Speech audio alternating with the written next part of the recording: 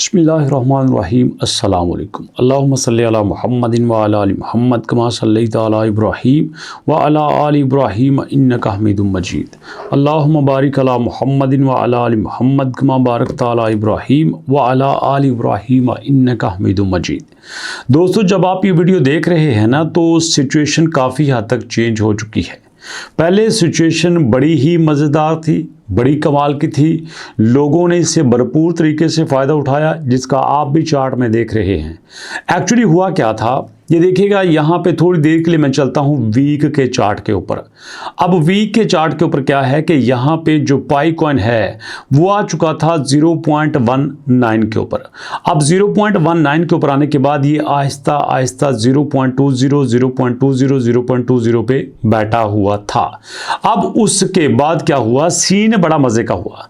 ये अचानक से ऊपर जाना शुरू हुआ और ऊपर जाते जाते जाते जाते जाते ये चला गया 0.29 के ऊपर, यानी 0.3 के ऊपर, के जिसके ऊपर कोई एक्सपेक्ट ही नहीं कर सकता था।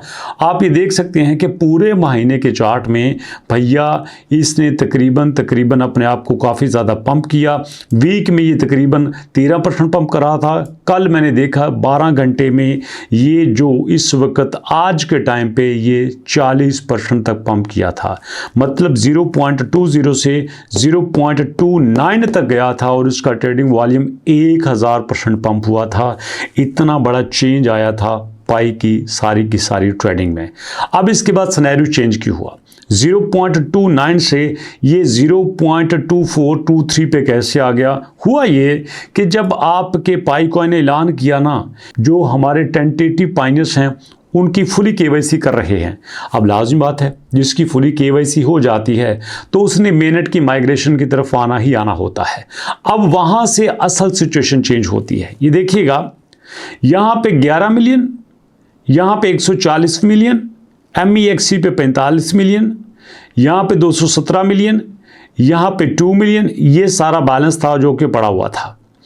अब उसके बाद सिचुएशन चेंज कुछ इस तरह से होती है। 331 मिलियन का फ्लो होता है, 629 मिलियन यहाँ पे जाते हैं, 254 यहाँ पे जाते हैं, 779 जाते हैं। इस तरह से ग्रेजुअली वहाँ पे आपके जो टोकन है वो मूव होना शुरू हो जाते हैं। जब आपके मिनट की तरफ टोकन मूव होना शुरू हो जाते हैं तो भैया उसके बाद लोगों को लगता है कि अब तो कुछ होने वाला है। अब उसी मूवमेंट की वजह से आपका जो बैरिश का ट्रेंड है वो ख़त्म होते होते बुलिश की तरफ चला जाता है। जो सेल के सिग्नल हैं वो बाय के सिग्नल में कन्वर्ट हो जाते हैं। जो सेलिंग का ट्रेंड है वो बाइंग के ट्रेंड में बदल जाता है और यहीं से सूरत हाल चेंज होती है और पाई कॉइन 0.20 से चला जाता है 0.29 के ऊपर, जो कि बहुत बड़ी बात है। अब यहाँ से आगे सुनिए। एक्सपर्ट कहते हैं अगर ये इसी तरह से जाता तो इसने 0.29 से 0.32 को टच कर लेना था। कितनी बड़ी बात है, 0.20 से 0.32 को टच कर लेना था, लेकिन ऐसा नहीं हुआ। अब इससे अगली बात उन्होंने कहा था कि अगर ऐसा नहीं होता तो ये वापस आएगा 0.23 तक, 0.22 तक, मतलब ये वापसी का सफ़र शुरू कर देगा। अब इससे अगली बात उन्होंने कही थी कि फिर ये भी हो सकता है कि ये वापस 0.19 पे आ जाए। अगर ये 0.29 से 0.19 पे आ जाता है तो फिर समझो ख़त्म। फिर इसका मतलब ये है कि ये अपने आप को सस्टेनेबल नहीं रख सका, इसने अपने आप को मजबूत नहीं रखा और ना ही ये रख पाएगा। उसकी वजह क्या हुई ये बताता हूँ। मैंने कल इसको गौर से देखा था, मैंने ये एक चीज़ समझी कि जैसे ही प्राइस ऊपर गई, यहाँ पे जो हमारे पाइनर्स हैं उनका जो सेंटिमेंट है, उनका बिहेवियर बड़ा अजीब सा था, बिल्कुल टोटली। अब बजाय ये कि वो पाई के ऊपर जाने को सेलिब्रेट करते, उन्होंने कहा यार नहीं, इस मौके से फ़ायदा उठाओ। अब उनकी नज़र में वो मौके से फ़ायदा उठा रहे थे, लेकिन एक्चुअली वो फ़ायदा नहीं उठा रहे थे, वो अपना नुकसान कर रहे थे। यहाँ पे आपके सेलिंग में दबा के उन्होंने सेलिंग किया। यकीन कीजिए, यहाँ पे उन्होंने दबा के सेलिंग किया।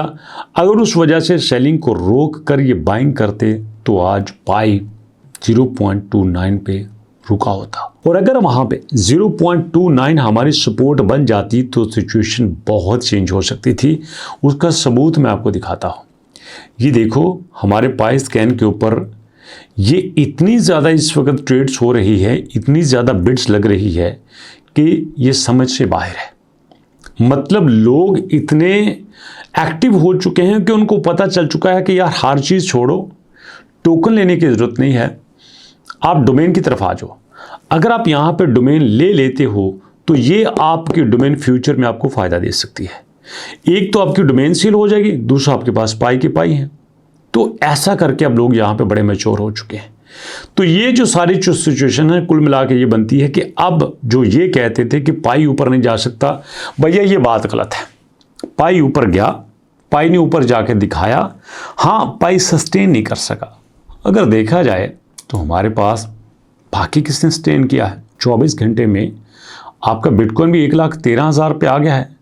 1,16,000 से 1,13,000 पे आना कोई छोटी बात है। लेकिन ये देखो कल ये 5% पंप हुआ था। मैं पूरे हफ्ते का आपको दिखा रहा हूँ। पूरा हफ्ता ये डाउन रहा, उसके बाद इसने पंप करना शुरू किया। अगर आपका बिटकॉइन 5% पंप करता है तो बाकियों का यहाँ पे 10-15% पंप करना कोई बात ही नहीं है। लेकिन देखो इसी हफ्ते में आपका जो बिटकॉइन है वो 1,06,000 पे रहा और 1,06,000 से गया 1,15,000 पे। अब इसी सिनेरियो को आप थोड़ी देर के लिए फर्ज कर लो अपने BNB के साथ। BNB जो आपका 1,11,000 पे था, 1,11,000 पे भी है। तो इतना बड़ा चेंज नहीं आया। तो भैया ये बात थोड़ी सी खुश्क है, लेकिन ओवरऑल सारी गुफ्तगू का मुद्दा ये है कि पाई जो ऊपर गया था वो मेन नेट के माइग्रेशन की वजह से गया था। लोगों ने माइग्रेट किया, बड़ी अच्छी न्यूज़ थी, बड़ा अच्छा कमबैक किया था, बड़ा पॉजिटिव यहाँ पे चीज़ें सामने आई थी, लेकिन उसको सस्टेन नहीं कर सका। हो सकता है ये पाई अपने आप को और बेहतर करे, दोबारा से कीमतों पर जाए। उम्मीद है कि जाएगी क्योंकि चीज़ें काफ़ी बेहतर आ रही हैं। क्योंकि मैंने यहाँ पे ये भी देखा है कि देखो अब यहाँ पे 13 लाख 15 लाख हो गया, यहाँ पे 19 लाख 20 लाख 21 लाख और यहाँ पे तकरीबन 2.7 मिलियन यहाँ बाय हो रही है। 8 लाख 10 लाख और तकरीबन 14-15 मिलियन जो है वो सेल हो रही है। तो यहाँ पे ओवरऑल बाय का ट्रेंड ज़्यादा है।